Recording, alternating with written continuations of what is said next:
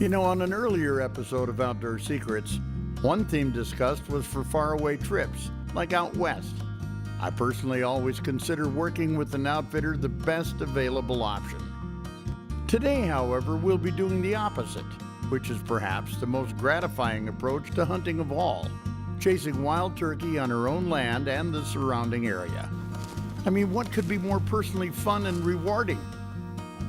You see, this is an annual event for whoever of my clan is able to participate, a family tradition with a kind of sentimental meaning that can't possibly result from hunting anywhere else. You can see what I got to put up with here. So believe me, I totally get it. Do-it-yourself hunts on private property and public lands are a challenge like nothing else, and most definitely there is major personal satisfaction in taking that route. Nationwide, it's also safe to say that most hunters do it on their own nearby their home more often than not.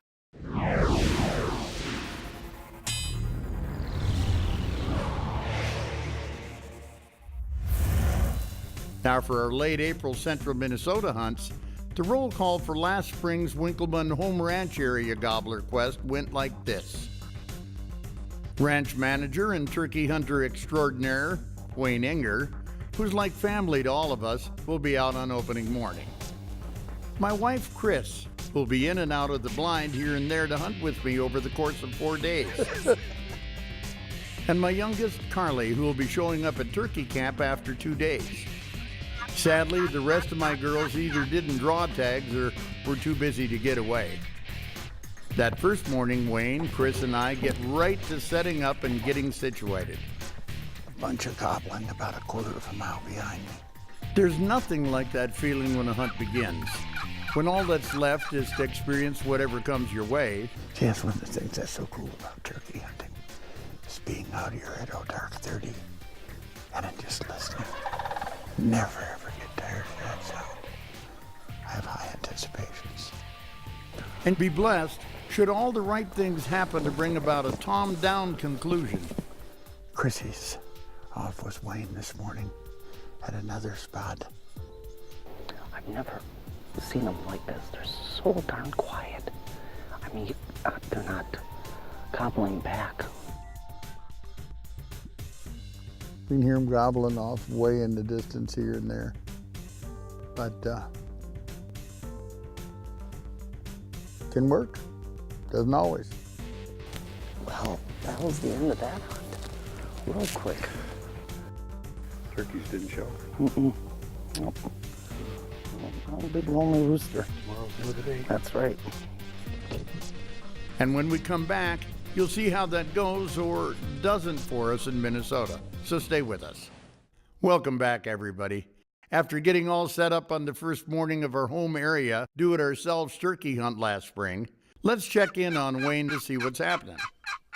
Came over here, was going to set up a ground blind at a new location, and looked out in the field, and was 5 toms standing out there right now. 2 were all fanned out, so I'm going to take a hike through the woods here and stay in the pine trees, see if I can get them to respond to a call and get one of them to come out close enough so I can get a shot at it. So that's the plan for now. From this point forward, it's spot and stalk. There's about 4 or 5 longbeards hung up out here about 150 yards away with hens. Of course, when they're henned up, that's never a good thing. So now I'm kind of just trying to get those hens to come my direction. Hopefully the toms will follow.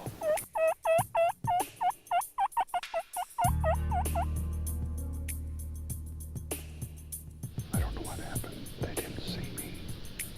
I hadn't moved, but there was like about 8 jakes and medium-sized toms. They went straight away. That was exciting anyway. That's what turkey hunting's supposed to be. This is what I love. I love the spot and stalk for turkey. Sitting in a blind is okay, but I really do like this chasing.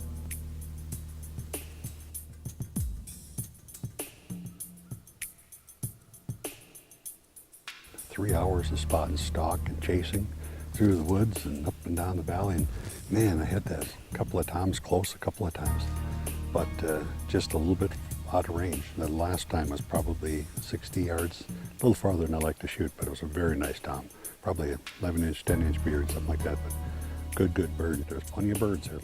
So no shortage of birds, no shortage of fun. So I kind of got my turkey fix for the day.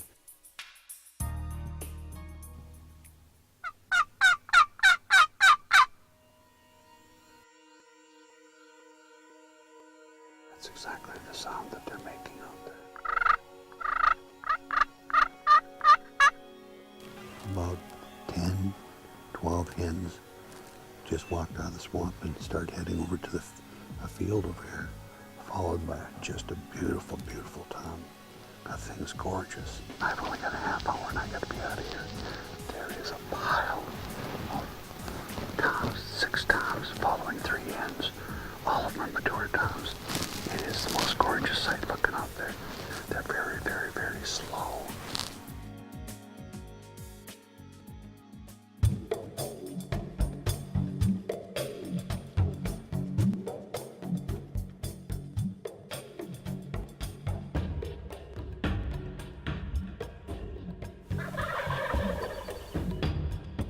Three hours to go. We're sitting here for hours and hours and hours waiting for those 6 toms we saw last night to come back. They finally did. And 2 hens came in front of the blind and they were gobbled right off to the side. And do you think they'd come? No. So I got up, put the gun on a different window. By that time they're moving a little faster. I just kind of walked away from this and said, see you tomorrow. So I think that's what I'm going to do. See you tomorrow.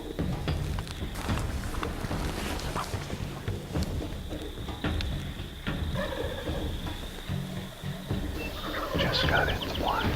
We were able to actually sneak in here without being detected. They're so close I can see the beard on the first closest tom. All I gotta do is pray that the things come back. When they come down off the roost, they have a tendency to want to go out to the field with the hens. I am hoping that they'll come back and take a look at the decoys. Give me that one fleeting opportunity to make a good shot.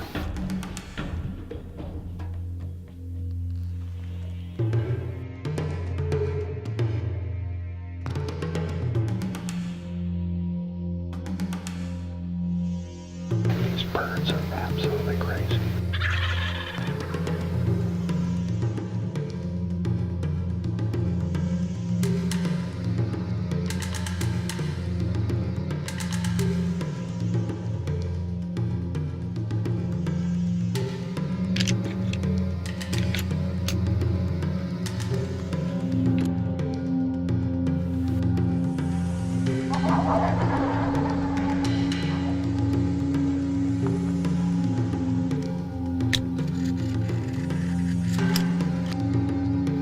Now we're gonna shoot the one.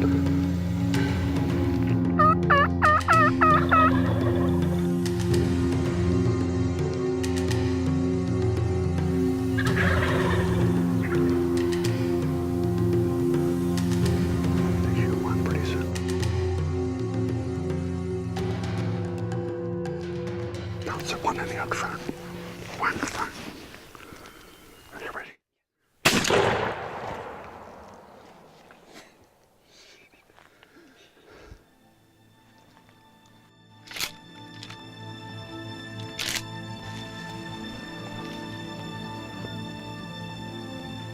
I got a bird to go find. It's right there. I don't have to find it.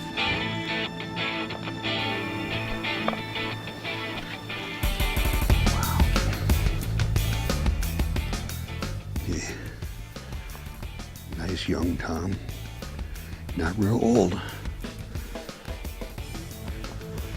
I say this wasn't the biggest bird in the bunch, but it was the only one that gave me an open shot.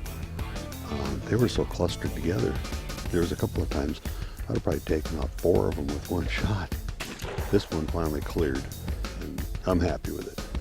As you've seen by Wayne's nice harvest of a tom, turkey hunting on my ranch in the local area of central Minnesota can be very good. It has been an absolute blast. It would have been kind of fun to actually hunt a couple more mornings, and there's no reason why I can't come out and still enjoy this, but there's always other things to do at home too, so I think it's time to get back home. So far, that's one for Wayne Enger and zilch for moi. But more is yet to come. For 2 days, I've been experiencing the morning and afternoon ins and outs of the blind with only a few long-distance encounters to hang my hat on. Okay, to kick off day 3 of her Minnesota turkey hunt, Karlee showed up all psyched and ready. Her plan was to hunt on land she'd never even set foot on before and completely do her own thing, and that's what's next. First day of my hunt. My parents have been hunting for 3 days now, and they still haven't got anything. So I came to a different farm and set up here on the land. The turkeys roost right over there, and then we have a couple fields behind us.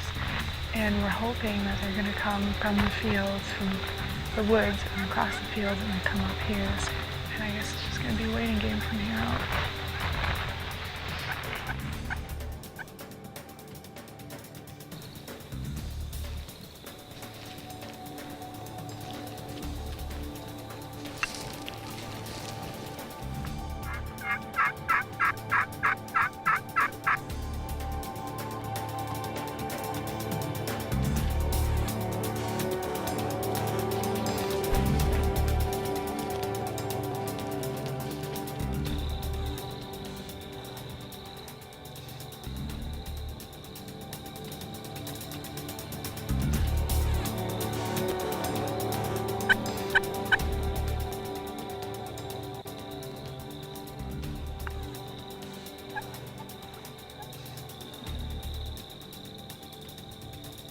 We just had a nice tom and 2 jakes come by, and the tom was about 50 yards, if not a little bit more.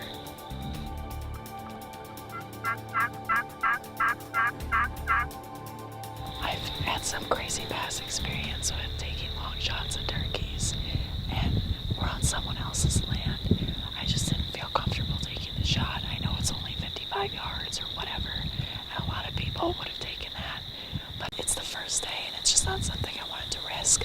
I didn't want to wound a bird. I didn't want to have to deal with that, like I said, especially in someone else's land. So we just let him walk, and hopefully there's going to be another chance tonight. And if it doesn't happen tonight, then it'll happen tomorrow.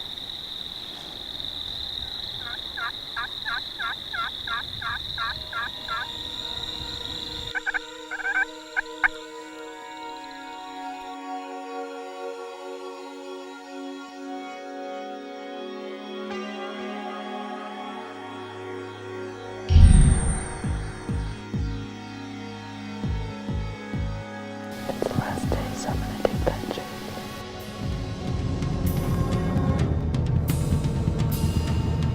Back one.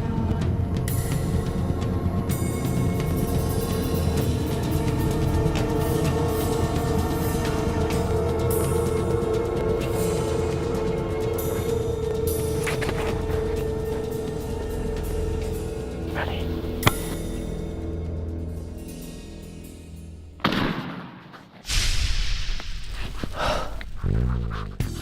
I'm trembling, even though it's not like a huge deal. But this is this was our last morning of our last hunt, and we decided, and the jig came out, we were going to take it because we've been working so hard for this tom. We either get this bird or we don't get a bird at all. And I'm happy with it because this was my first hunt that I've ever done completely solo, like my first turkey hunt where I called birds in, and I got to be out here, and I haven't had anybody telling me what to do or where to go or how to be or anything else. I've done it completely alone, and I'm really excited because I honestly don't think my dad got anything. I know my mom didn't get anything, and I'm happy to bring home the meat for once by myself. Let's go check them out.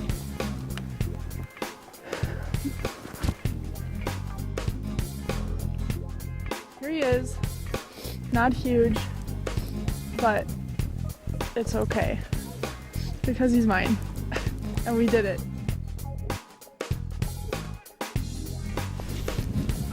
Pretty proud of myself. It was a good day for sure.